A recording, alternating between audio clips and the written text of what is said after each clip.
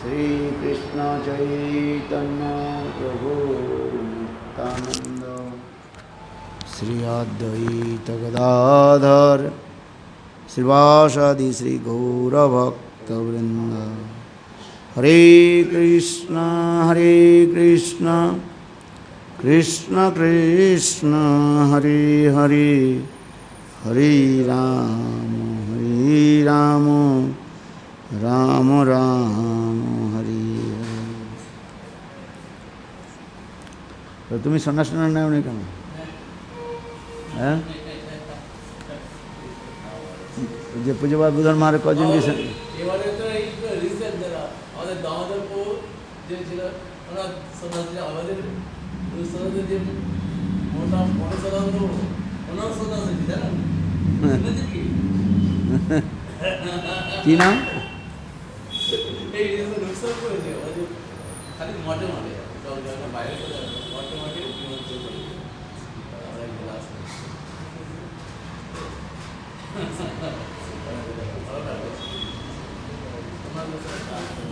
हैं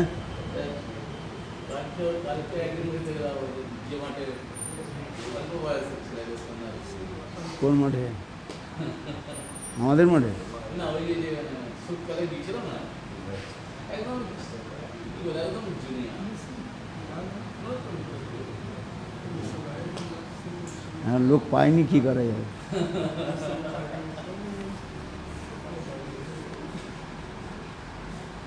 আমাদের কত সিনিয়র গুরুভাইরা একটা আছে সব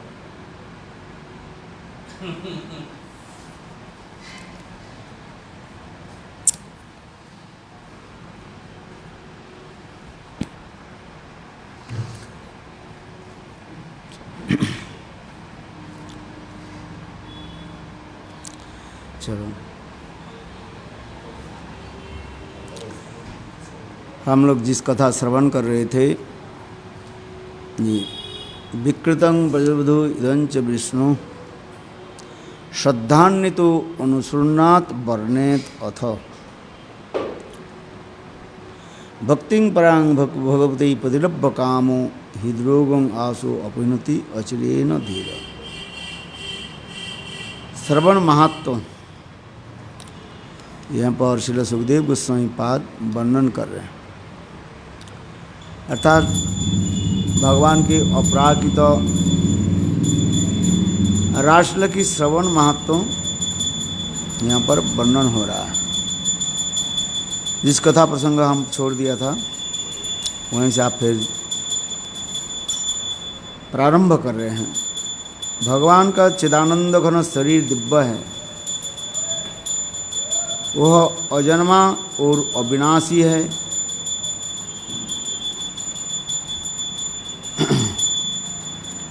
वह नित्य सनातन शुद्ध भगवत स्वरूपी है।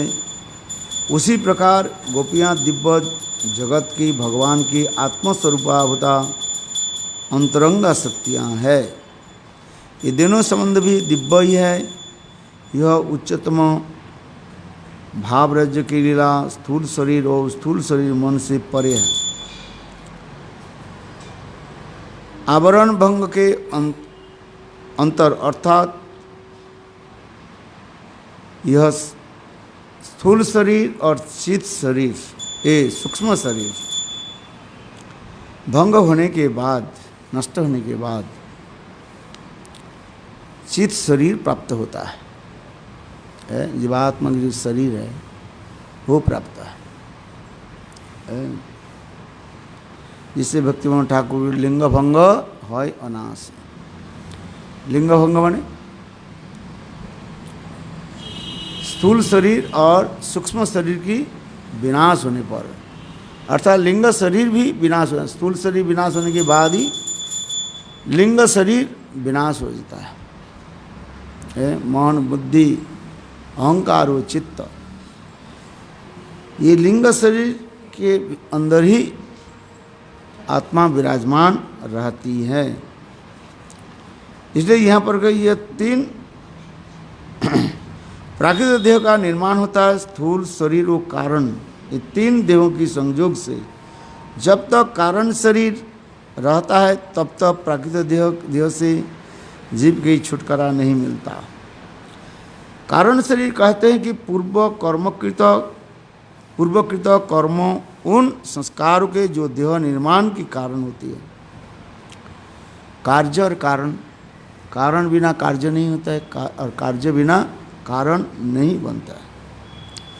इसलिए कार्य कारण एक साथ में ही रहता है। इस कारण से शरीर के आधार जीवों के बार बार जन्म मृत्यु के चक्र में पड़ना होता है, और यह चक्र जीव की मुक्ति न होने तक अथवा कारण का सर्वथा अभाव न होने तक चलती रहता है। उसी कर्मबंधन के कारण पंचभौतिक स्थूल शरीर मिलता है, जो रक्त मांस और अस्थि आदि से भरा हुआ है और चमड़े से ढका होता है। प्रकृति के राज्य में जितने शरीर होते हैं सभी वस्तु जोनि और बिंदु के संयोग से भी बनते हैं। फिर चाहे कोई कामजनित निकृष्ट मैथुन से उत्पन्न हो व ऊर्ध्वरिता महापुरुष के संकल्प से बिंदु के अधोगामी होने पर कर्तव्य रूप श्रेष्ठ मैथुन हो, अथवा बिना ही मैथुन के नाभि हृदय कंठ कर्ण नेत्र सिर मस्तक आदि स्पर्श से बिना ही स्पर्श से केवल दृष्टि मात्र से ही बिना देखे केवल संकल्प से ही उत्पन्न हो। अथवा मैथिली अमैथिली किसी भी कभी स्त्री और पुरुष के शरीर के बिना ही उत्पन्न होने वाला है। सभी शरीर है जोनि और बिंदु के संयोग से जनित हो, ये सभी प्राकृतिक शरीर है। उसी प्रकार योगियों के द्वारा निर्मित निर्माण काय यद्यपि अपेक्षाकृत शुद्ध है, परंतु सभी प्राकृतिक है।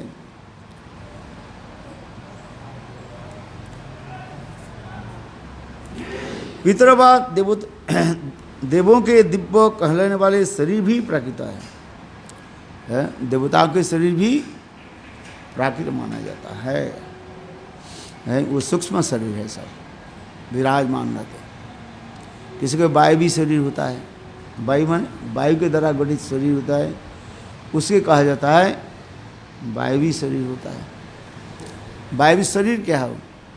जिस शरीर में जो पंचतत्व में जो वस्तु प्रधान होता है उसके शरीर की प्रधानता माना जाता है। जैसे हम मनुष्य शरीर है, मनुष्य शरीर में मिट्टी के भाग अधिक है। देवताओं के शरीर क्या होता है ना, उसमें वायु के शरीर अधिक होता है, इसलिए वायवी शरीर कहा जाता है। वो अपने इच्छा के अनुसार अनेकों स्वरूप बदल लेते हैं, वायु रूप धारण करके आज भूत पिशाच आदि भी ऐसे भी कहा जाता है, उनके शरीर भी से वायवी शरीर कहा जाता है। आज किसके भूत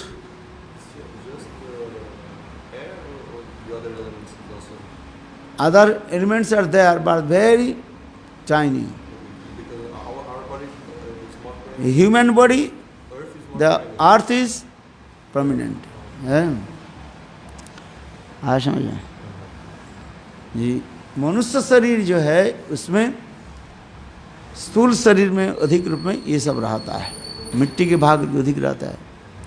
देवताओं के शरीर जो है उसे कहते हैं वायवी शरीर कहता है। वायु माने वायु के द्वारा वायु शरीर कर देते हैं, इसलिए उनके स्पर्श हम कर नहीं पाते हैं।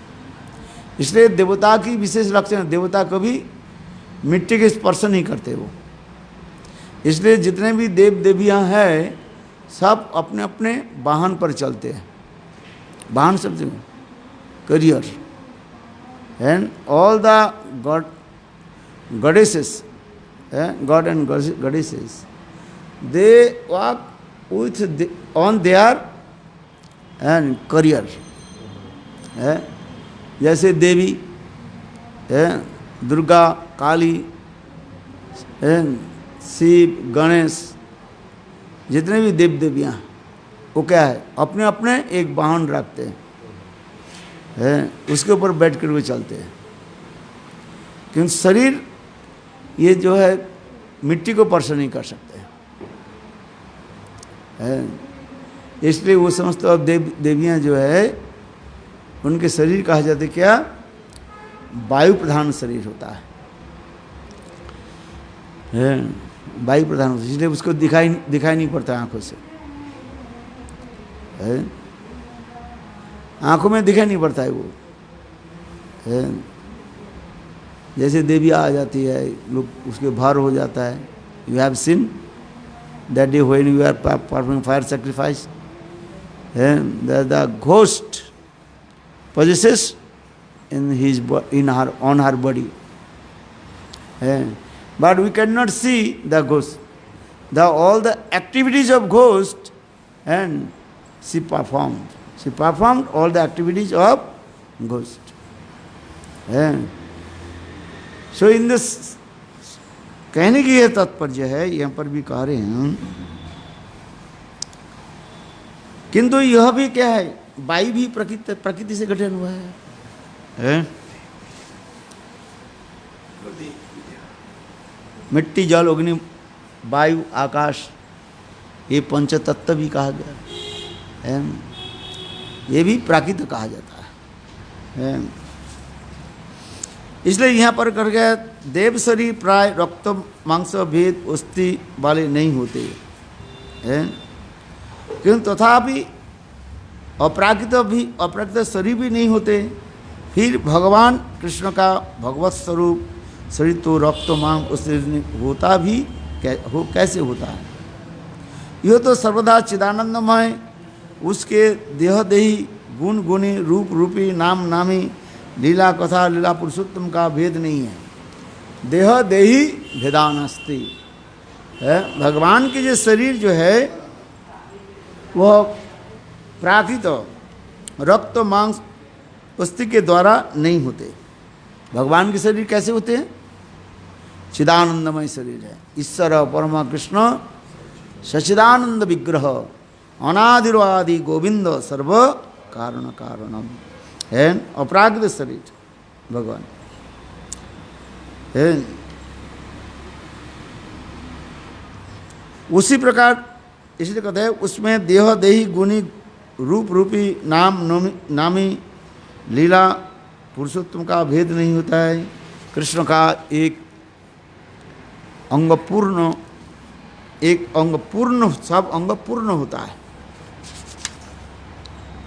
श्री कृष्ण का एक एक अंग पूर्ण होता है।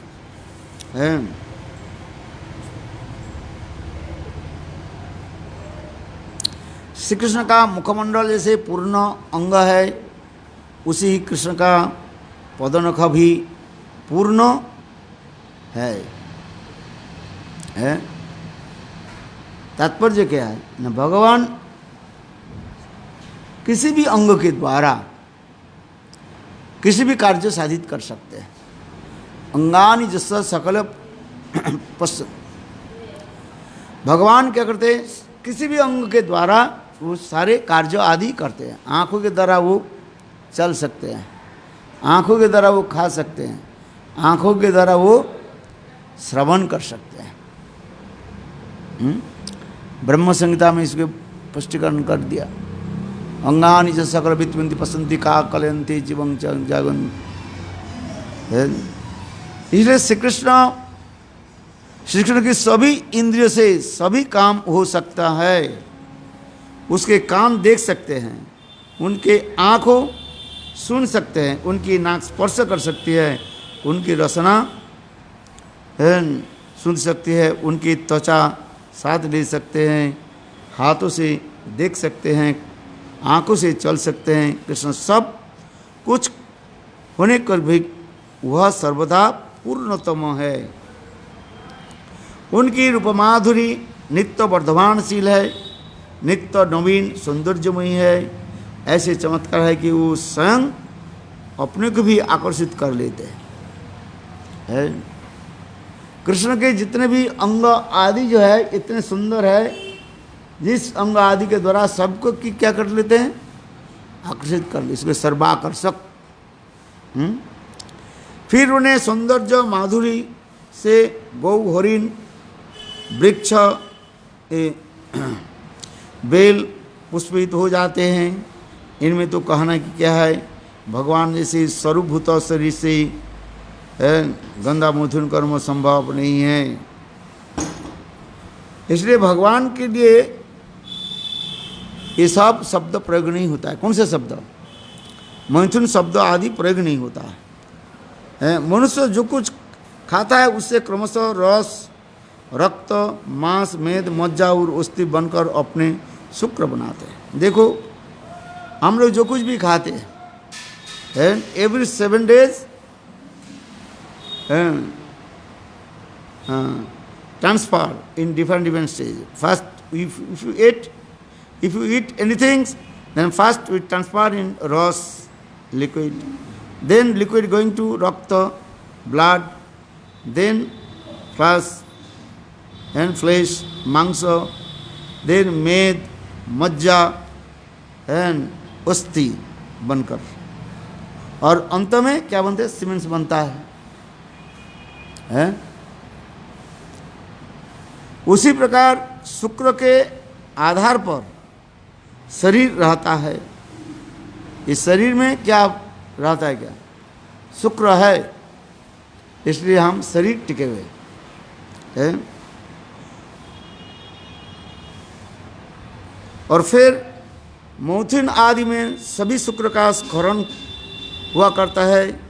भगवान का शरीर तो कर्मजन्य हो, भगवान की शरीर न तो कर्मजन्य है, न तो मैथुन सृष्टि है, न दैवी है, न उसमें कोई सर्वथा, न कुछ नहीं। वह तो सर्वस्वरूप में सर्वथा विशुद्ध भाव भगवत स्वरूप है। उसमें रक्त, मांस, अस्थि आदि नहीं है, अतः उसमें शुक्र भी नहीं है। इसलिए उसमें प्राकृत पांचभौतिक शरीर वाले स्त्री पुरुषों के रमण या मैथुन की कल्पना भी नहीं हो सकती है।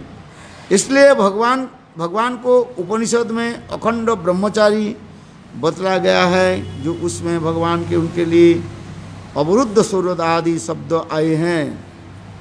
अवरुद्ध सौरत है, भगवान में किसी प्रकार रक्त, मांस ये सब नहीं है। इसलिए शुक्र भी नहीं है। शुक्र नहीं तो मैथुन धर्म भी नहीं है। इसलिए भगवान के क्या कहा जाता है ना, अखंड ब्रह्मचारी है। इसलिए भगवान के लिए कहता है अवरुद्ध सौरत शब्द आए हैं। अवरुद्ध सौरत में सुरत संबंधी, अर्थात समस्त प्रकार गोपी, समस्त प्रकार हाव भाव वो अपने के हृदय में अपने को संबद्ध करके रखा। हाव भाव क्रिया आदि है वो क्या करते, अपने को संबद्ध करके रखा है। इस जगत में स्त्री और पुरुष के हाव भाव के द्वारा एक दूसरे से क्या हो जाता है ना, बंधन हो जाते हैं। हाव भाव कटाक्ष आदि के द्वारा बंधन हो जाता है। केवल स्त्रियों के जो है भ्रूभंगी के द्वारा ही है, जस्ट ग्लैंस, सैडलन ग्लैंस के द्वारा पुरुष बद्ध हो जाता है, अथवा पुरुष की सैडलन ग्लैंस के द्वारा स्त्री बद्ध हो जाता है। किंतु भगवान के ऐसे नहीं है। भगवान के शरीर क्या है, अपराकृत चिन्मय शरीर है। तो यहाँ पर भगवान कृष्ण जो लीला आदि करते जा रहे हैं, और जिस कथा प्रसंग में श्री सुखदेव गोस्वामी बाद भी सुखदेव गोस्वामी पाद वर्णन कर रहे हैं, ये भगवान के अवरुद्ध सौरत। यहाँ पर अवरुद्ध सौरत के तात्पर्य यह है, सीमेंट्स नहीं है, शुक्राणु के द्वारा नहीं है, किसके द्वारा भगवान थे ना, गोपियों की हाव भाव आदि इसके द्वारा, अथवा गोपियों की अनेक प्रकार की प्रेम कला आदि कहा जाता है। There are many art of love. प्रेम कला के द्वारा भगवान बद्ध हो जाते हैं। किसी प्रकार प्राकृत जड़ क्रिया आदि कर नहीं है, किंतु भगवान क्या करते हैं, प्राकृत पुरुष के भांति वो लीला आदि कर रहे हैं। समझ में आता है।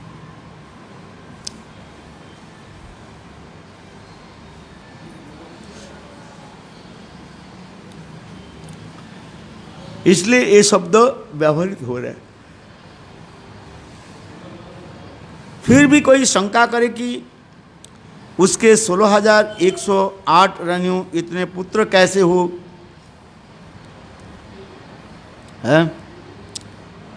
कृष्ण के 16,108 पटरानियाँ थी, है? तो उनके एक एक के गर्भ में 10-10 पुत्र और एक एक कन्या कैसे उत्पन्न हुआ है?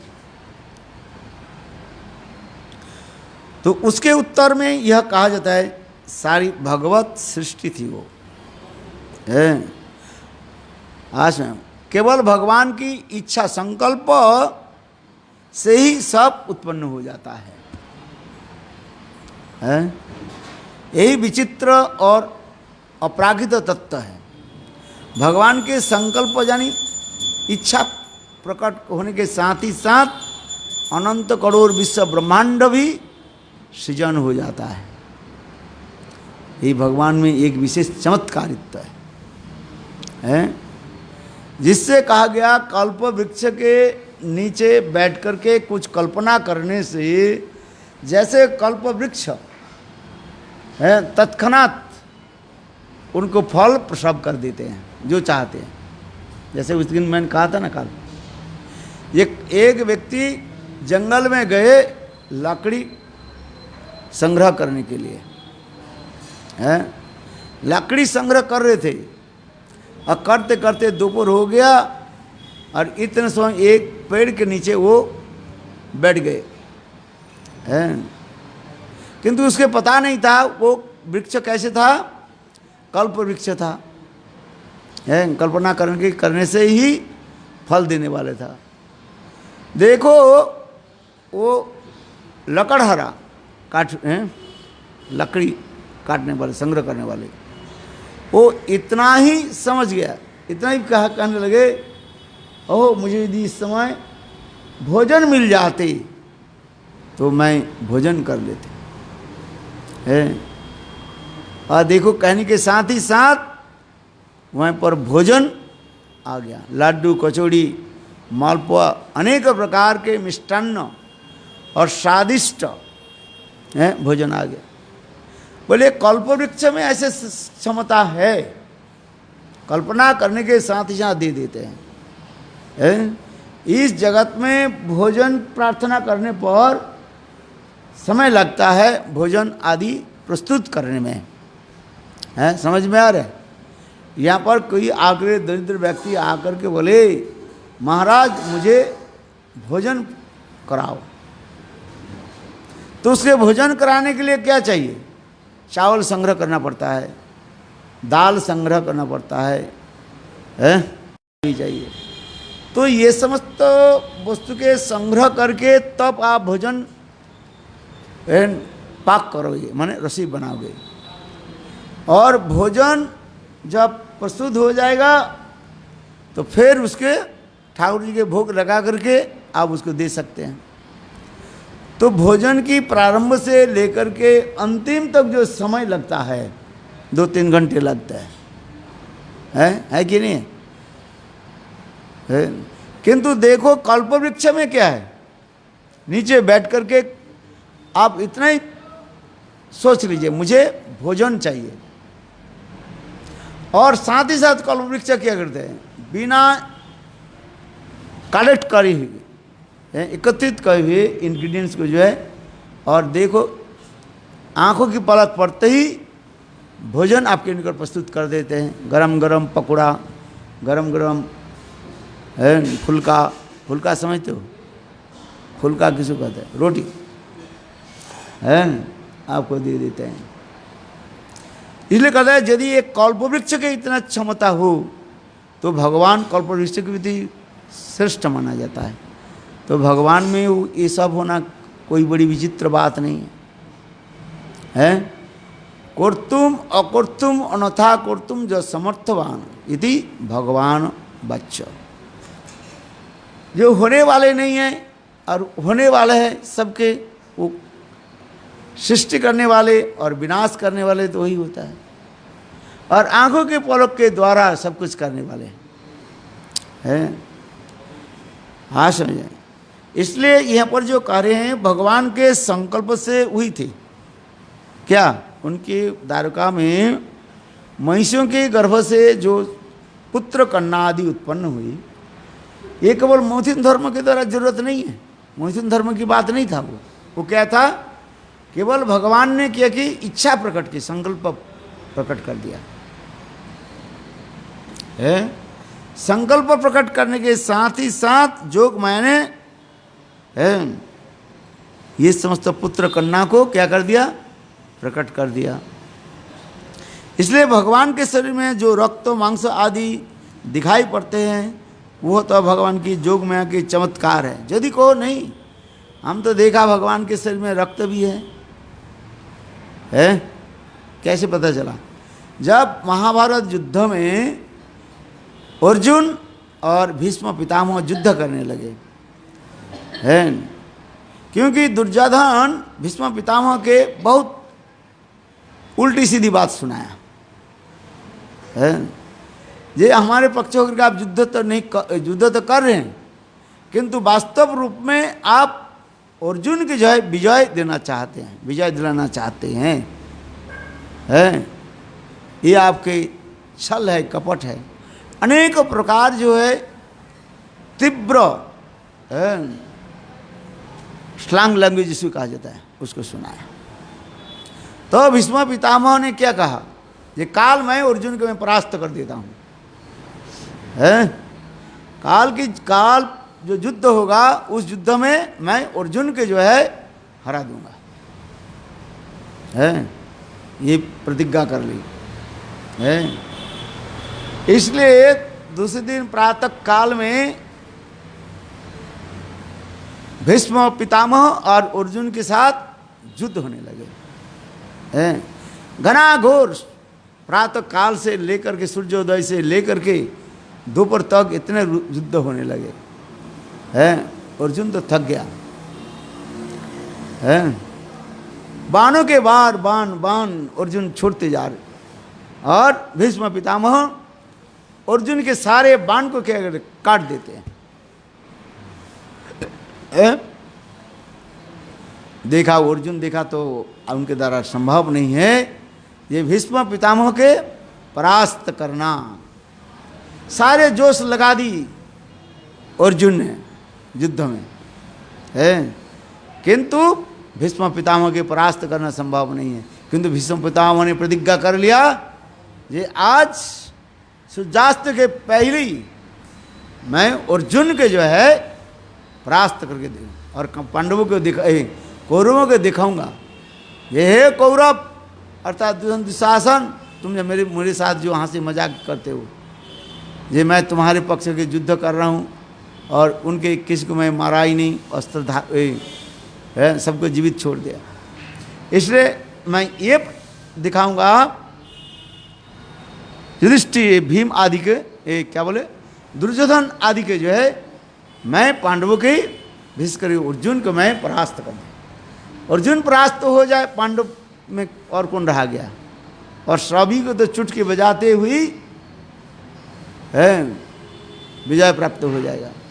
इसलिए भीष्म पितामह भी प्रतिज्ञा कर लिया ये मैं काल के प्रातः काल के युद्ध में सूर्यास्त के पहले अर्जुन के परास्त करा दूँ है, ऐसे कहा। और इधर भगवान भी मनी मन क्या प्रतिज्ञा किया ये अर्जुन मेरा प्रिय भक्त है है, अर्जुन के कोई हरा नहीं सकते। स्वयं ब्रह्मा भी आ जाए, शिव जी भी आ जाए, मेरे प्रिय भक्त तो अर्जुन के कोई परास्त नहीं कर सकते है। तो अभी भगवान भी इधर प्रतिज्ञा कर लिया अपने भक्त की ओर से, और उधर भीष्म पितामह भी प्रतिज्ञा कर लिया, आज मैं अर्जुन के परास्त करके छोड़ूंगा। इसलिए प्रातः काल में भीष्म पितामह और अर्जुन की घनाघोर तीर की जो है बारिश होने लगी है। अर्जुन समस्त अस्त्र को क्या करने लगे, छोड़ने लगे भीष्म पितामह की तरफ। किंतु आज सब अस्त्र मानो वापिस होकर के आ रहे हैं। भीष्म पितामह की भी स्पर्श नहीं किया, सब बाण जो अर्जुन के सब बाण क्या किया, भीष्म पितामह के चरण कमल के स्पर्श करके प्रणाम करके वापिस आ रहे हैं। यहाँ तक भी शिव के दिए हुए जो बाण है वो भी लौट करके आ गया, भीष्म पितामह के प्रणाम करके लौट करके आ गया। अर्जुन देखा तो मेरे द्वारा संभव नहीं है भीष्म पितामह के रोकना, माने युद्ध में परास्त करना मेरे लिए संभव नहीं है। इसके बाद क्या कि अर्जुन के सारे बाण जब छोड़ना समाप्त होते जा रहे हैं, तब भीष्म पितामह ने क्या कि अपने बाण उठाया, धनुष उठाया, और धनुष उठा करके अर्जुन के तरफ क्षेपण करने लगे, फेंकने लगे सारे बाण है। अर्जुन के शरीर में इतने शक्ति नहीं है, ये भीष्म पितामह के समस्त तीक्ष्ण बाण जो है, वेरी पावरफुल एरो है, धारण करना संभव नहीं है। इसलिए भगवान कृष्ण ने क्या, रथ जब चलाया, रथ चलाने के कौशल होने बन गए। जब भीष्म पितामह के सब तीक्ष्ण बाण, वेरी डेडली वेपन्स आने लगे, तो अर्जुन ने किया कि रथ को ऊपर उछाल लेते हैं, chariots are going very up है, और देखो बाण ऊपर से आ रहे, रथ को ऐसे उछाल दिया, बाण रथ के पीछे होते चले जा रहे हैं। समझ में, भीष्म पितामह जो बाण चला रहे हैं, किंतु वो सारे बाण अर्जुन के नहीं लग रहे हैं, अथवा अर्जुन के सिर के ऊपर होते हुए जा रहे हैं, अर्थात रथ को नीचे कर लेते हैं, अथवा रथ के ऊपर कर देते हैं, अर्जुन के स्पर्श कर नहीं पाते हैं।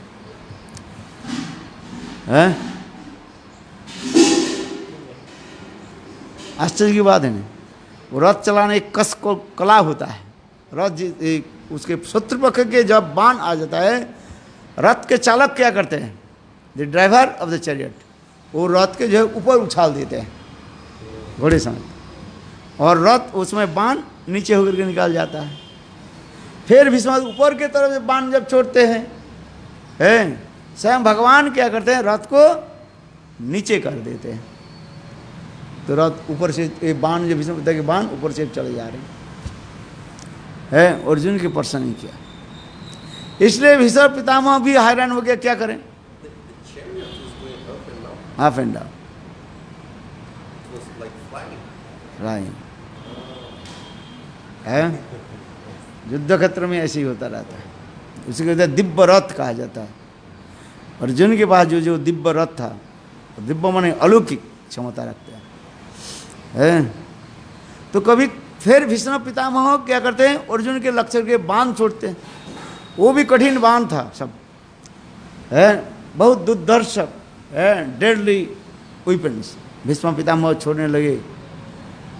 भगवान कृष्ण सोचने लगे ये बाण की आघात अर्जुन के सहन करना संभव नहीं है, अर्जुन मूर्छित हो जाएगी। इसलिए भगवान क्या करते हैं, रथ को उछाल लेते ऊपर, और ऊपर में उठा करके अपने वक्षस्थल में रथ को क्या बोले, भीष्म पितामह के बाण को जो है रख लेते थे।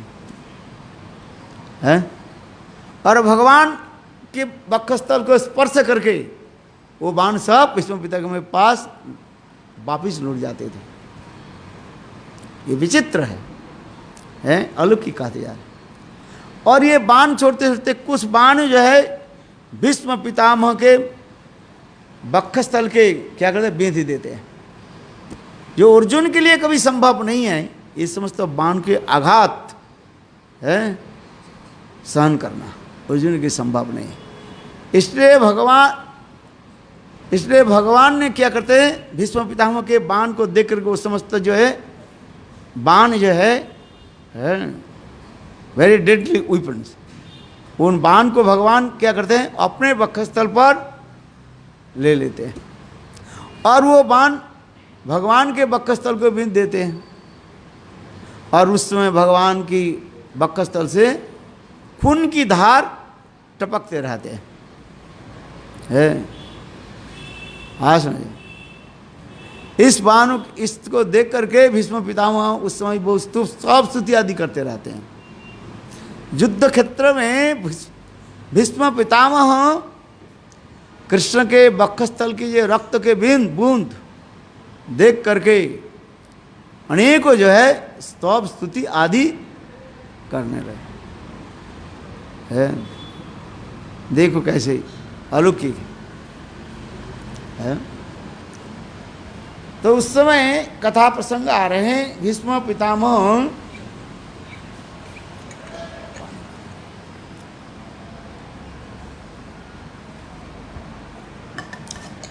वो बाणों के देख करके वो भीष्म पितामह की वक्षस्थल में जो रक्त स्तुति आदि करते रहते हैं। क्या स्तुति करते हैं, ये कृष्ण गोपियों के साथ एकांत निकुंज रहस्य में मिलते जब है, गोपियों के श्रीअंग स्तन के जो है कुमकुम जो है मानो उनके वक्षस्थल पर लग गया। भीष्म पितामह रक्त नहीं देख सकते हैं, कहते हैं ये रक्त कहाँ से आ जाए, भगवान के शरीर तो पांचभौतिक नहीं है, तीर कैसे लग सकता है? आत्मा जिसको आत्मा में जब नहीं लग सकता, आत्मा का आत्मा परमात्मा तो भगवान के शरीर में कैसे लग जाएगा है? इसलिए भीष्म पितामह स्तुति करते रहते हैं, ये प्रभु ये आपके शरीर की जो है रक्त नहीं है, ये क्या है ना गोपियों की है स्तनमंडल पर जो कुमकुम जो है वो कुमकुम के द्वारा आपके वक्षस्थल रंजित हो रहा है।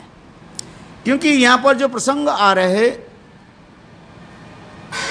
ये भगवान में भी तो दिखाई जाता है, रक्त आदि उनके शरीर से दिखाई पड़ता है। जैसे मैंने कहा प्रसंग में है, ये भीष्म पितामह जब बाण निक्षिप्त करने लगे तो बाण के आघात से भगवान के वक्षस्थल से रक्त के धार रक्त के बूंद दिखाई पड़ने लगे। उसी के लिए कह रहे हैं यदि ऐसे तुम्हारे शंका हो, ये भगवान के शरीर में भी रक्त दिखाई पड़ता रहता है? तो भगवान के शरीर है मांस मज्जा शुक्राणु के द्वारा भी गठित होगा से। इस विषय के निरसन करते हुए, शंका को निरसन करते हुए, निरसन समझते हो, शंका को दूर करने के लिए शास्त्रकारों ने क्या कह रहे हैं, बोले ऐसे नहीं कर सकते हो। ये भगवान जोगमाया के द्वारा अपने सर्वशक्ति जोगमाया के द्वारा ये लीला आदि दिखा रहे हैं, वो रक्त थोड़ी है। भगवान के शरीर में रक्त कैसे आ जाए है?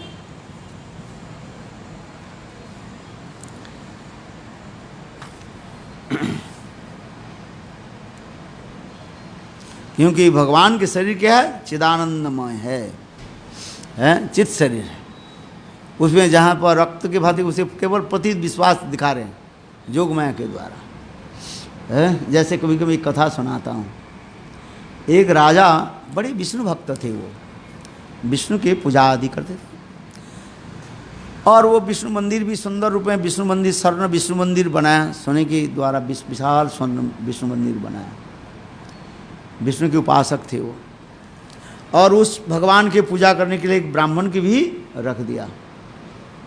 वो ब्राह्मण नित्य प्रत्यह अत्यंत घोर श्रद्धा के साथ, दृढ़ श्रद्धा के साथ वो विष्णु की जो है पूजा करते थे। राजा नियम कर दिया उस मंदिर में नित्य प्रत्यह एक माला विष्णु के ऊपर चढ़ाया जाएगा, है प्रातः काल में।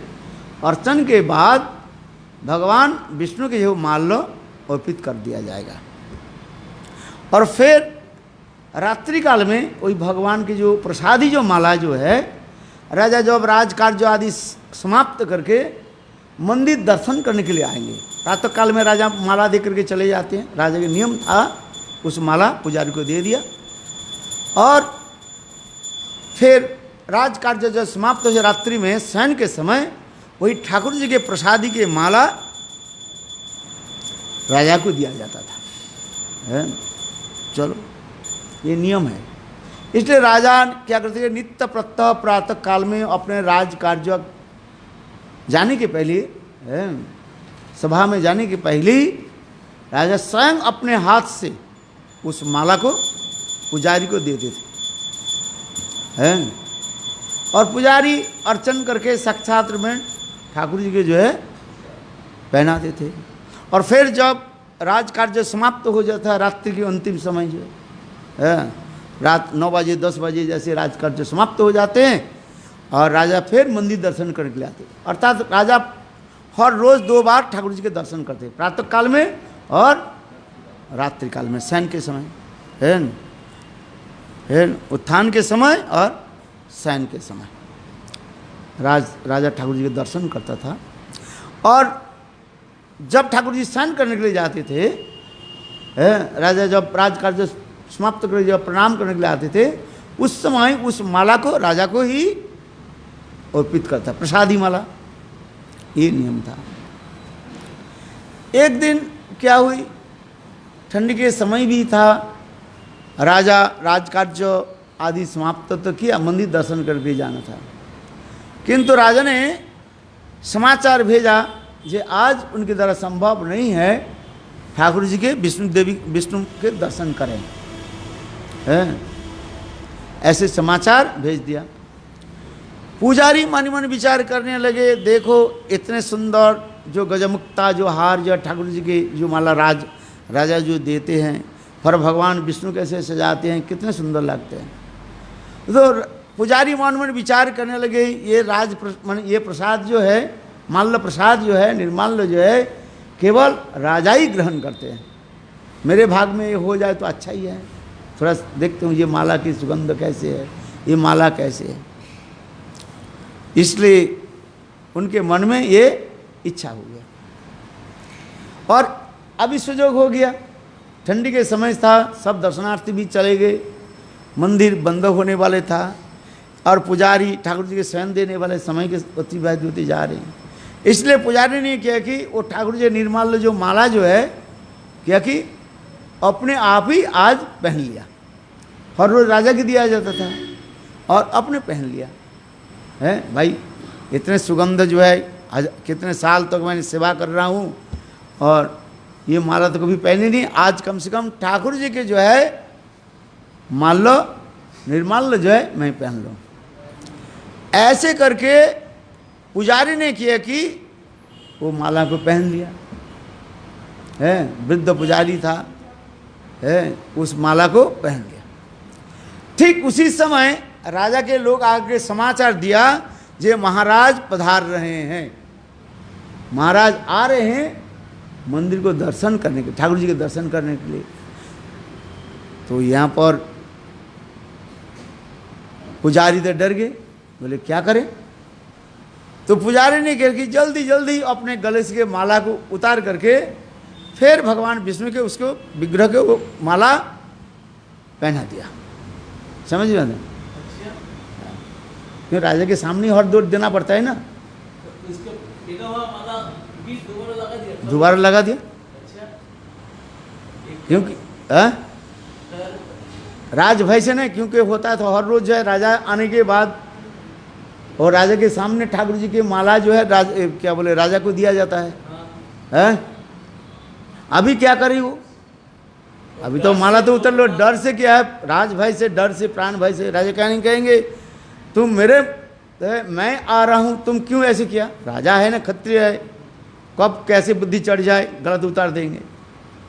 है भगवान भी है, हैं? भगवान भी हो सकता है। आज माला नहीं लाएगा तो उसको मन में भाव आया पुजारी का। पुजारी ने किया कि उस अब फिर जो माला जो फिर दोबारा ठाकुर जी के दे दिया। राजा आकर के प्रणाम किया। राजा अपने देखा जैसे माला है ऐसे। फिर पुजारी ने किया कि उस प्रसादी माला को जो है ठाकुर जी के प्रसाद में राजा के सामने ही मूर्ति से उतार करके राजा को पहना दिया। राजा बहुत प्रसन्न हो गए। राजा के क्या पता था राजा के मन में ऐसे लगे हर रोज तो मैं माला धारण करता हूँ, पुजारी मुझे माला पहनाते हैं, किंतु आज माला में ये कोई विशेष सुगंध आ रहा है, विशेष कुछ अनुभव हो रहा है? चलो राजा को हम विचार मन ही मन विचार है, हो सकता है ये मेरा मन की भावना है? होता है ना। इसलिए राजा ने किया कि उस माला को पहन करके अपने राजमहल में प्रवेश किया। उस राजमहल में प्रवेश करके उस माला को गुणगान अपने महारानी के कहने लगे। ये देखो पुजारी हर रोज भगवान विष्णु के जो निर्माल्य जो माला जो है हमारे सामने देते हैं, किंतु आज पुजारी हमारे सामने वो माला को हमारे सामने दिया, किंतु आज वो माला में एक विशेष की सुगंध आ रहे, विशेष कुछ अनुभव हो रहा है। इसके कारण क्या है? रानी बोले अच्छा माला को दिखाओ। राजा ने क्या कि वो माला के जो है रानी के हाथ में दे दिया। है विदुषी महिला थी, वो रानी की सामान्य थोड़ी है? वो महारानी ने किया कि माला को देखते देखते देखा वो माला में जो एक सफेद बाल लगा हुआ है। उस बाल को देख करके महारानी कहने लगे देखो ये जो माला जो है ये साक्षात विष्णु से नहीं आया, किसी ने इसको पहना था जो आपको दिया। राजा बोले कैसे हो सकता है? मेरे सामने जैसे पुजारी माला को ठाकुर जी के प्रसादी माला देते हैं और मैं हर रोज इस माला को ले जाती हूँ। और तो वो माला कौन गूंथती थी? महारानी। महारानी उस माला को स्वयं जो है गुंथन करती थी, राजा के हाथ में देते थे और विष्णु के पहनाते थे। और महारानी बोले देखो मेरा तो बाल तो सफ़ेद नहीं हुआ, यदि कहो ये रानी तुम माला गुंथने के समय कहीं तुम्हारे सफ़ेद बाल इसमें आ गया। महारानी कहे महाराज मैं तो नवयौवना संपन्न हूँ, मेरा तो एक बाल भी अभी सफ़ेद नहीं हुआ है। ये बाल अति अवश्य ही पुजारी के होगा, वो वृद्ध पुजारी जो करता है उसके ही होगा, उसके सिर का ही होगा, वो जरूर पहना। और विष्णु के जो है बाल जो है वो तो सफ़ेद नहीं है, वो तो है आज में वो तो सुंदर गुण काले बाल है सब। अभी महासंकट में पड़ गया राजा। रानी कहने लगी ये बाल जरूर पुजारी का है, वृद्ध पुजारी का है। और महाराज राजा बोले कभी हो नहीं सकता है मेरे सामने उन्होंने माला ठाकुर जी से उतार करके मुझे दिया, ये बाल कहाँ से? देखो राजा ने क्या कि उसी समय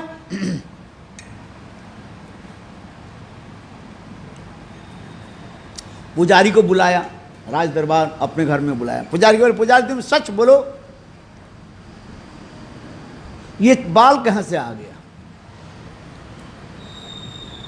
है? एक सफ़ेद बाल कहाँ से आ गया? शास्त्र में कहा गया माला में यदि बाल लगे वो पवित्र माना जाता है, फिर है ठाकुर के पहनना नहीं चाहिए। और महारानी बोले देखो इसको तो मैं अपने हाथ से मैं गुथ करके दिया था, आपके हाथ में, राजा के हाथ में दिया था, और पुजारी ने साक्षात जो है उनको दिया है। अभी तो धर्म संकट में पड़ गया। राजा के तो पुजारी के पूछा, पुजारी तुम बताओ ये सफ़ेद बाल कहाँ से आ गया? तो पुजारी ने के डर से कहा दिया ये भगवान की है। भाई प्राण संकट के लिए शास्त्र में कहा जाता है झूठ भी बोले उसके पाप नहीं लगता है। शास्त्र में लिखा गया प्राण संकट काले, प्राण संकट के समय कोई यदि झूठ बोले है उससे पाप नहीं लगता है। कहाँ कहाँ पाप लगता है, कहीं पाप नहीं लगता है। नर्म वचने परिहासे विवाह स्थले प्राण संकट है, यदि कोई झूठ बोले उसके पाप नहीं लगता है। ये शास्त्र के वचन है। इसलिए वो पुजारी ने किया कि भाई अभी तो प्राण संकट की बात हो गई ना, यदि वो कह दे ये मैं माला पहना था सच बोले, राजा उसको गला काटेंगे। राजा तो राजा है, क्षत्रिय राजा है, धर्म विरुद्ध तुमने काम किया है, ठाकुर जी को दिया। इसलिए प्राण संकट से पुजारी ने क्या कह दिया, ये क्या है विष्णु की सफेद बाल है। फिर देखो एक झूठ बोले दूसरे उसके स्थापन करना बहुत कठिन हो जाता है। झूठ बढ़ते ही चलते जाएगा, है कि नहीं है? सच बोल दे जो होगा तो होता है, जो होगा ही होगा। किंतु प्राण संकट के लिए एक झूठ बोले दूसरे झूठ बोलते ही जाता रहता है।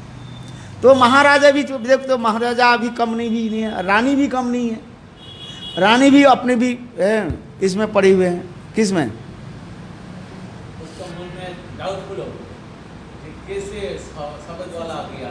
मैं भी अपना हाथ से रानी संग कहने लगे देखो मैं आज 2 दिन हो गया, मैं संग बाजार से जो है विष्णु के लिए बाल जो है खरीद करके लिए पहना है, उसमें हो नहीं सकता है कहीं सफेद बाल। और यार पुजारी कहा दिया वो बाल किसका ही है? विष्णु का है। ये कैसे हो सकता है?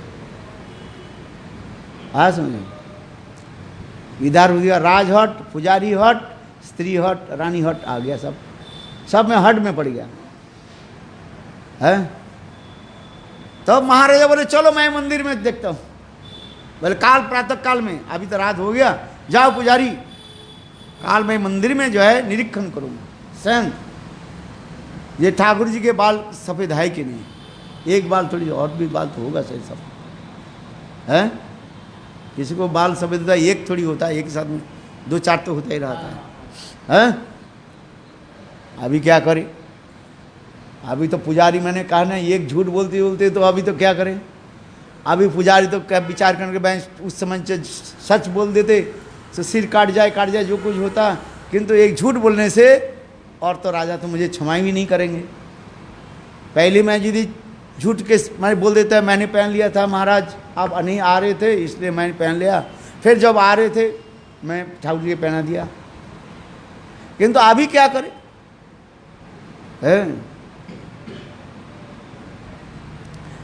अभी वो पुजारी राजा ने कहा दिया क्या, काल प्रातः काल में मैं जाकर उनके निरीक्षण करूँगा, ऑब्जर्वेशन करूँगा ये ठाकुर जी के बाल सफ़ेद है कि नहीं।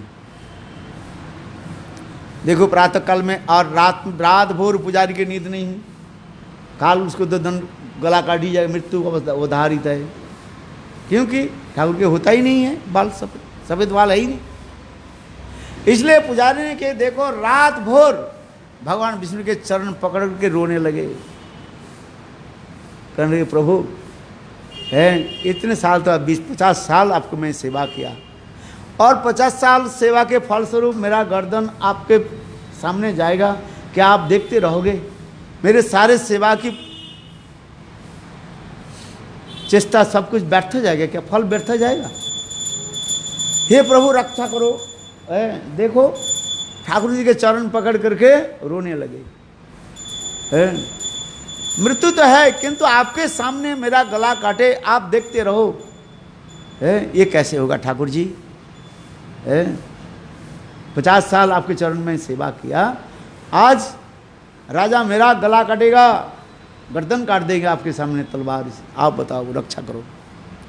रोते रोते रोते बस इतने समय ठाकुर जी ने कहा, विष्णु ने कहा हे पुजारी मैं जानता हूँ तुमने झूठ जो कुछ भी बोला ठीक है, तुम झूठ भी बोला ना उसको मैं सत्य प्रमाण कर दूंगा, बोले मैं भगवान हूँ ना, कुर्तुम अकुर्तुम अनथा कुर्तुम जो समर्थ स भगवान इति वाच्य, मैं भगवान हूँ, है कि नहीं कि है कर देता हूँ। है ये बाल मेरा है, तुमने कहा दिया ना, तुम्हारे मुख से जो निकल गया, तुम झूठ से तो बोला ये बाल मेरा है, मैंने भगवान का है, था तो तुम्हारा, किंतु मैं प्रमाण कर दूंगा ये सफेद बाल मेरा है। जा तू जाकर सो जा, प्रातः काल में राजा के आने दो। तो देखो कम से कम पुजारी तो निर्डोर होकर घर में गए। फिर प्रातः काल में पुजारी महाराज आगे निरीक्षण करें। महाराज बहुत डराने लगे पुजारी को, है तुमने झूठ बोला, गला काट देता हूँ तुम्हारा, है मैं निरीक्षण करता हूँ। देखो भगवान सर्वम, भगवान के भक्त के लिए क्या नहीं कर सकते हैं, कोट में निकलने कुर्तुमा कुर्तुम। जब राजा जब ठाकुर जी के वो जो बाल जो है ना लगाते, जो आप लोग लगाते हैं ना ठाकुर जी, निरीक्षण करने लिए देखे देखा क्या उसमें और भी एक बाल सफ़ेद है। राजा विचार करने के लिए हो सकता है पुजारी दूसरी एक सफ़ेद बाल को उसमें गोंद से लगा दिए होंगे से, और क्या करेंगे, हैं मैंने कहा था तो एक बाल से सफ़ेद और भी बाल सफ़ेद हुआ ठाकुर जी। इसलिए राजा मनी मन विचार करने लगे ये जरूर पुजारी गोंद से जो है और एक सफ़ेद बाल यहाँ पर लगा दिया, काल सफ़ेद बाल लगा दिया, ये ठाकुर जी का नहीं है। ऐसे विचार करके राजा ने किया कि उस सफ़ेद बाल को क्या करने, खींचने लगे। बोले बाल सही बाल है कि नकली है? भाई सही बाल हो तो खून निकलेगा, है बाल ऐसे लगाने से खून निकालते हो, और नकली हो तो अपना आ जाएगा, उससे तो क्या कहा जाए। इसलिए राजा ने किया कि उस बाल को ऐसे जोर से खींचा, है ठाकुर जी के मस्तक से खींचा, सफ़ेद बाल को खींचा, और खींचने के साथ ही साथ बिल्कुल जो है हाँ गंगा के धार के भांति कल कल कल कल के खून की धार निकालने लगे। भाई देखते देखते मंदिर के चारी ओर खून फैल गया। भगवान के शरीर में खून कहाँ से आया? राजा देख करके डर गया, अरे ये तो सचमुच असली बाल है, ठाकुर सफ़ेद बाल है। राजा अभी क्या करे, ये मैंने इतने जो पुजारी को जो मैंने शासन किया, वो झूठ बोला था, ऐसे मैंने उनको डराया ये किया, किंतु देखा तो ठाकुर जी के भी सफ़ेद बाल होते हैं। राजा अभी क्या करे, राजा की शरीर कहीं ठाकुर जी फिर मुझे अभिशाप नहीं दे दे, है ये मूर्ख राजन, तुमने मेरा हाँ विश्वास नहीं है पुजारी को, अरे तुम्हारे पुजारी के विषय पुजारी के ऊपर तुम्हारे ऐसे करते हो, संदेह करते हो, हैं कहीं अभिशाप नहीं दे दिए। इसलिए राजा ने क्या कि ठाकुर जी के चरण पकड़े रोने निकल दिया, हे ठाकुर जी मेरा गलती हो गया, पुजारी ने जो कहा ये सत्य ही है। देखो राजा रोने लगे, पुजारी के पास क्षमा प्रार्थना करने लगे, पुजारी तुम्हें क्षमा कर दो, मैं तुम्हारे ऊपर जो संदेह किया है। ठाकुर जी बार बार नाक है रगड़ने लगे। और इसी प्रकार राजा के ऐसे दैन्य देख करके संग भगवान विष्णु कहने लगे, हे राजन सुनो, है ये देखो जो माला में जो सफ़ेद जो बाल था वो मेरा नहीं था, वो पुजारी की ही था। हाँ पुजारी के था ना, हाँ तो आपके जो पुजारी के फिर पूछा गया, पुजारी कहा दिया भाई धर्म संकट में प्राण रक्षा के लिए मैं झूठ बोल दिया।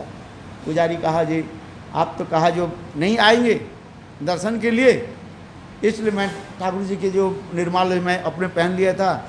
फिर उसी सेकंड में जब आपके राज लोग आकर के कहने लगे ये राजा आ रहे हैं, तो मैं डर से ठाकुर जी की पुनः लगा दिया, जैसे नियम के अनुसार है, जिस ठाकुर के सम्मुख से जो है वो माला आपको दिया जाता है नियम के अनुसार मैंने है। और इधर ठाकुर जी भी कहा दिया, हे राजन ये बात सत्य है। किंतु बोले अच्छा ये जो दूसरी बाल जो देख रहा है ये क्या तो भगवान कहते हैं देखो मेरा लीला अनंत है, मेरा शरीर चिन्मय है, तुम जिसको खून कह रहे हो खून नहीं है, ये भी मेरा जोग माया के द्वारा। तुम जिसको सफ़ेद बाल देख रहे हो सफ़ेद बाल भी नहीं है, भगवान के सफ़ेद बाल थोड़ी होते हैं। तथापि शास्त्र के पुराण के साथ हमें बता देते हैं, कौन बोल रहे भगवान करें है। ये देखो स्वयं भगवान कहने लगे मेरा भी बाल सफ़ेद होता है। तुमने कहा ना, महारानी ने कहा ये भगवान के सफ़ेद बाल कहाँ से हो जाए। उस समय पुराण से स्वयं भगवान भी कहने लगे, पुराण वाक्य ये देखो पुराण में शास्त्र में ऐसे लिखा है। कौन करे? भगवान करे। हमारे शास्त्र में ऐसे ही लिखा है, देख जाकर पढ़ो। जब पृथ्वी देवी असुरों के द्वारा भारग्रस्त हो गए, पाप के द्वारा दूषित हो गए, तब तो उस समय पृथ्वी देवी भी देवताओं के पास जाकर के प्रार्थना करने लगे हमें पाप से भार रिहाई करो, कम करो।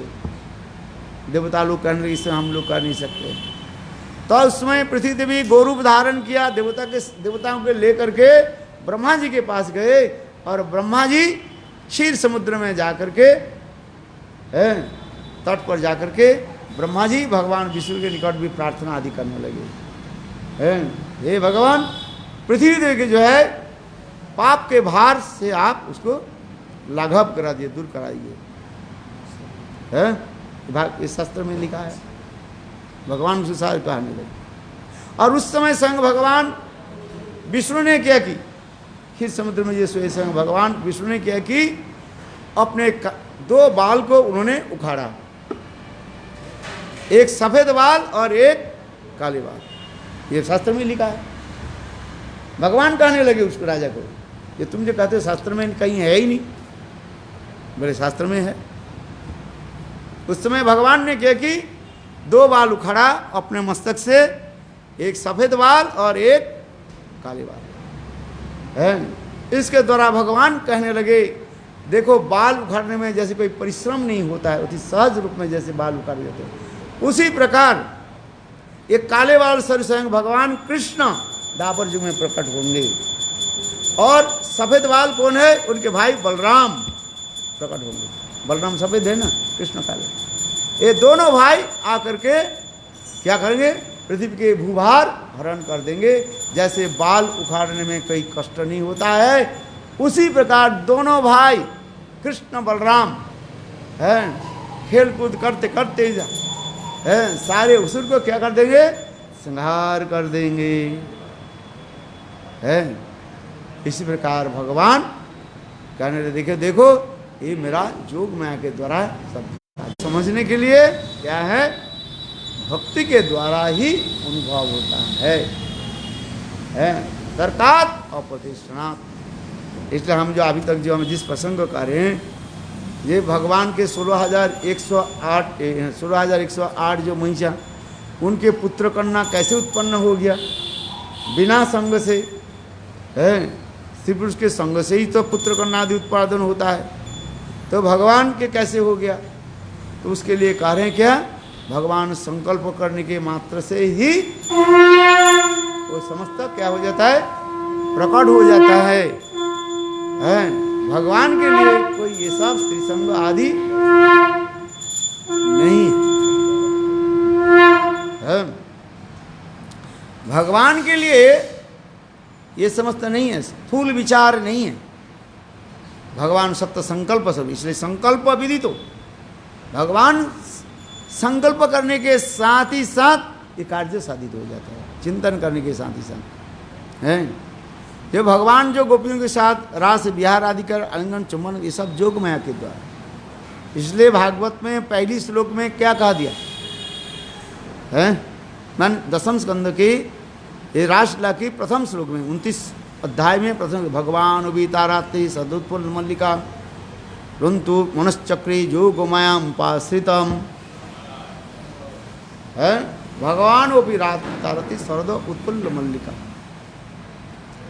भगवान इसमें भगवान जोग माया उपाश्रितम, भगवान जो लीला आदि करते हैं कैसे, जोग माया के द्वारा, और लोगों के इसी प्रकार प्रतीत कराते हैं, विश्वास कराते हैं ये मैं ये कर रहा हूँ। इसलिए भगवान के लिए किसी प्रकार स्त्री संग अथवा उनके रेत आदि के द्वारा पुत्र संतान आदि व स्त्री संभोग आदि नहीं होता है।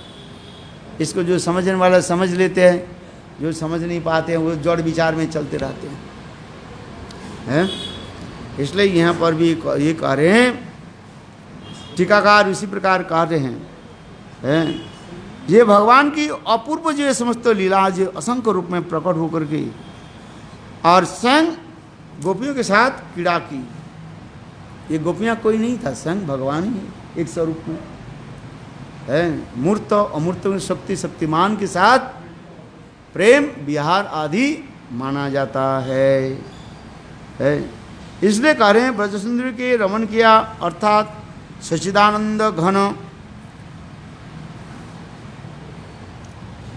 सर्व अंतर्जामी प्रेम स्वरूप लीला रसमय परमात्मा भगवान श्री कृष्ण ने अपने ह्लादिनी शक्ति स्वरूपा आनंद चिन्मय रस प्रतिभाविता अपने ही प्रतिमूर्ति के उत्पन्न अपने अपने प्रतिबिंब स्वरूपा गोपियों से आत्मक्रीड़ा की।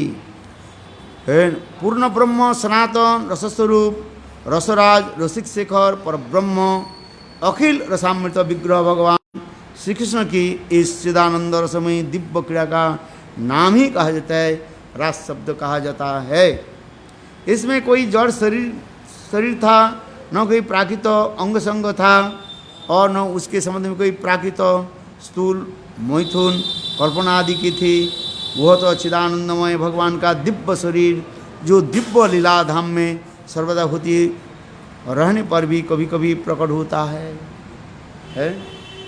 इसलिए समझना है ये भगवान कृष्ण गोपियों के साथ जो प्रेम विहार आदि की, उनके साथ जो मिलन मैथुन आदि दिखाया, ये केवल मात्र जोग माया के द्वारा लोगों के दिखाना मात्र और कुछ नहीं। वो सत्य संकल्प है? उनके शरीर रक्त नहीं है किंतु रक्त भी दिखाई पड़ रहा है। जैसे मैंने महाभारत की कथा सुनाया आप लोग के, है अर्जुन के साथ भीष्म पितामह के युद्ध हो रहा है और भीष्म पितामह के तीर के द्वारा भगवान की वक्षस्थल क्या है छिल गया है और रक्त बूंद दिखाई पड़ रहा है। तो वो रक्त बूंद क्या है? इसलिए भीष्म पितामह करें प्रभु आपके रक्त के बूंद नहीं है, ये तो मानो वृंदावन में गोपियों के साथ रमन करने के समय गोपियों की अंग की श्री अंग की जो है वो कुमकुम आपके वक्षस्थल मानो सुशोभित हो रहा है। तो भगवान के समय रक्त कहाँ से आ जाएगा? रक्त के भांति प्रतीत हो रहा है किंतु रक्त नहीं है। इसी की कहते हैं जोग माया कराते हैं। इसको जो समझ लाते हैं तब वो उसके कोई दोष नहीं। इसलिए कहते हैं ये कभी कभी ऐसे चिदानंदमय भगवान का दिव्य विहार दिव्य लीला धाम में सदा सर्वदा होते हुए पर भी कभी कभी वो लीला को जगत में प्रकट, ऐसी लीला तो गोलोक वृंदावन ही होते जा रहे हैं, कितनी सुंदर लीलाएं जो है। किंतु भगवान क्या करते हैं? अनुग्रहाय भक्तानां मानुषं ध्यमाश्रितम् भजते तादृशक्रीडा जाश्रुत्वा तत्परो भवेत्। ऐसे भगवान क्या करते हैं? लोगों की दिखाने के लिए ऐसे ऐसे सुंदर अपराकृत चिन्मय लीला आदि दर्शन कराते। इसमें दो प्रकार की हो जाता है। भगवान की एक लीला होता है चिन्ह क्या बोले इंद्रजालिक लीला होता है। ये समस्त लीला के सब इंद्रजालिक लीला कहा जाता है। इंद्रजालिक से मैं समझ गया इंद्रजाल जैसी लीला आदि इंद्रजालिक लीला कहा जाता है। और दूसरी क्या है? असुरों के मोहन करने के लिए, असुर के वंचना करने के लिए ये लीला हो जाता है। जो असुर भाव संपन्न होता है भगवान उसके दिखाते हैं। भगवान सोचते हैं जो ये भगवान होकर के इतने स्त्रियों के साथ कैसे विहार कर रहे हैं? ये भगवान कैसे कामुक है? एक तो गोपियों के साथ, कितने गोपियों के साथ उन्होंने क्या किया? रास विहार आदि किया है। और फिर द्वारका में आकर के 16,108 मोही के साथ विवाह किया है। ये कितने कामुक है, भगवान के कामुक कह करके वो है निंदा आदि करते रहते। इसके भगवान इसलिए कहते ऐसे दुष्ट स्वभाव संपन्न है, पापात्मक के भगवान क्या करते हैं, वंचित कर देते हैं। हाँ सुनिए, एक स्त्री पालन करने में कितने कठिन होता है, हैं? होता है कि नहीं होता है, हैं? हाँ समझिए। और भगवान कृष्ण ने क्या कि 16,108 महिषों के पालन पोषण किया, तो कैसे संभव होता है, एक पुरुष के लिए संभव नहीं है, हैं? किंतु भगवान ये जो लीलादि कार्य हैं, इसलिए यही हम कहते जा रहे हैं, ये भगवान के शरीर जिस प्रकार चिदानंदमय शरीर है, उसी प्रकार गोपियों के शरीर भी चिदानंदमय है। कोई रक्त मांस खून शरीर के द्वारा भगवान विहार आदि नहीं कर रहे हैं, ये प्रतिपन्न करना चाहते हैं। जहाँ पर अवरुद्ध सौव्रत शब्द आदि विचार दिखाया गया, अवरुद्ध सौव्रत के 2 प्रकार के अर्थ बताया गया। ये साधारण लोगों के लिए है, ये अपने सुरत संबंधी जो क्रिया उसको रुद्ध करके है। हाँ समझिए, समझते कि नहीं है, जो विवाह आदि के वो जानते हैं, हम इसमें अधिक पकड़ना चढ़ना नहीं चाहते हैं। हाँ से और एक होता है हाव भाव आदि, जिसको कहते हैं भगवान के लीला में 2 होता है, एक होता है मिलन होता है और दूसरी होता है क्या बोले, भाव क्रीड़ा आदि प्रकाश करना है, एक होता है। इसलिए जहाँ पर केवल मिलन आदि होता है, सेक्सुअल होता है, उसके क्या होते हैं, पशुवत क्रीड़ा कहा जाता है। पशु जो ऐसे है, बंदर पशु आदि में है, उसमें कोई स्नेह प्रीति नहीं रहता है, हाव भाव कुछ नहीं रहता है, अपने इंद्रिय सुख के लिए ही बस है, 2 सेकंड के लिए चढ़ जाते हैं, फिर खड़ जाता है। बंदर है ना, है उसी प्रकार देखा है बंदर की आंख थोड़ी बंद करके रखते हो, हैं? देखा है कि नहीं है? ये पुरुष बंदर स्त्री बंदर के ऊपर बस एक क्षण में चढ़ करके फिर समाप्त करे है। इसलिए कहा जाता है क्या, पशुवत श्रृंगार कहा जाता है। शास्त्र में 2 शब्द आया, एक पशुवत श्रृंगार, पशु जैसे अपने कोई स्नेह प्रीति नहीं है, हाव भाव कुछ नहीं है, उसी कहा जाता है पशुवत श्रृंगार कहा जाता है। और एक होता है हाव भाव आदि, उसमें शरीर मिट के मिलन अपेक्षा हाव भाव सौंदर्य आदि को प्रकाश करना उसमें अधिक रहता है, जिसको कहा जाता है विलास कहा जाता है। संसार के लोग तो करते हैं, किंतु उसके पता भी नहीं किसको विलास कहते हैं, ये जरूरी नहीं है। ये उनके साथ है शरीर के द्वारा संग हो, शरीर के द्वारा संग नहीं होता है, जरूरत नहीं होता है। क्या विलास आदि के द्वारा उनके साथ कथोपकथन, हास परिहास, ये समस्त विचार 8 प्रकार जो है ये रहता है जड़ जगत के कथा। किंतु भगवान ने किया कि लोकवत्तु लीला कैवलम, भगवान की ये क्या बोले पशुवत श्रृंगार नहीं है, माने शरीर के द्वारा श्रृंगार नहीं होता है, मिलन नहीं होता है, हाव भाव आदि के द्वारा ही प्रेम माधुर्य की प्रकाश करते रहते हैं। ये सब की समझना चाहिए। और वो भी भगवान और भगवान के जितने भी परिकर आदि है, उनके अपराग्य दिव्य शरीर है, और दिव्य शरीर के द्वारा भगवान की ये लीला माधुर्य आस्वादन करते हैं, आस्वादन कराते हैं। हाँ समझे, क्योंकि इसको समझने के लिए क्या करना पड़ेगा, उज्ज्वल निर्मणि ग्रंथ को अनुसरण करना पड़ेगा, तब समझ में आएगा। हाव विलास किसको कहते हैं, हाव भाव हेला किंचित किलकिंचित आदि ये सब किसको कहते हैं, किस प्रकार होता है, तब कुछ समझ में आएगा। जो लोग पढ़े नहीं हैं, विंशति प्रकार के अलंकार के बारे में इसको ज्ञान नहीं है, हाव भाव हेला किलकिंचित विकोप, ये समस्त आदि रहता है उसमें। हाँ सुन, उसमें आनंद का अनुभव होता है केवल, क्योंकि भगवान आनंद स्वरूप है। जड़ मनुष्य, जड़ व्यक्ति इसको क्या समझे, कुछ नहीं समझ पाएंगे। इसलिए कह रहे हैं दिव्य चिदानंदमय भगवान का दिव्य विहार, जो दिव्य लोक लीला में सर्वदा होते हैं, होने पर भी कभी कभी भगवान लोग समुख में ये लीला को प्रकट करते हैं। किंतु इस लीला में दो प्रकार होता है, एक इंद्रजालिक लीला होता है और एक असुर मोहन आदि लीला होता है।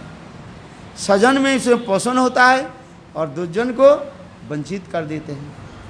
सजन को नहीं, भक्त के क्या करते हैं, भगवान इस लीला रस आस्वादन कराते हैं। और जो दुर्जन जो है असुर भाव संपन्न, उसको क्या कर देते हैं, वंचना करते हैं। चलो आरती करो है 8 बजे, हाँ समझे। क्योंकि देखो रासलीला की जो तात्पर्य का जब तक हम नहीं समझे, रासलीला पढ़ना नहीं चाहिए। रासलीला पढ़ने के पहले ये समस्त लीला को, आपकी ये समस्त कथा को आपकी अच्छी तरफ से समझे, मन में बैठ जाए, तो भगवान के प्रति किसी प्रकार भौतिक विचार नहीं आएगा, मरबत विचार नहीं आएगा, है हाँ समझे, तब होगा।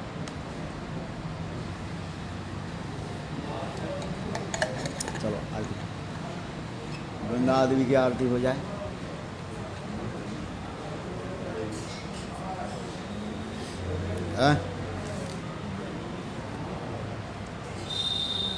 महाराज ये बोला, बोल बाबा, अरे महात्मा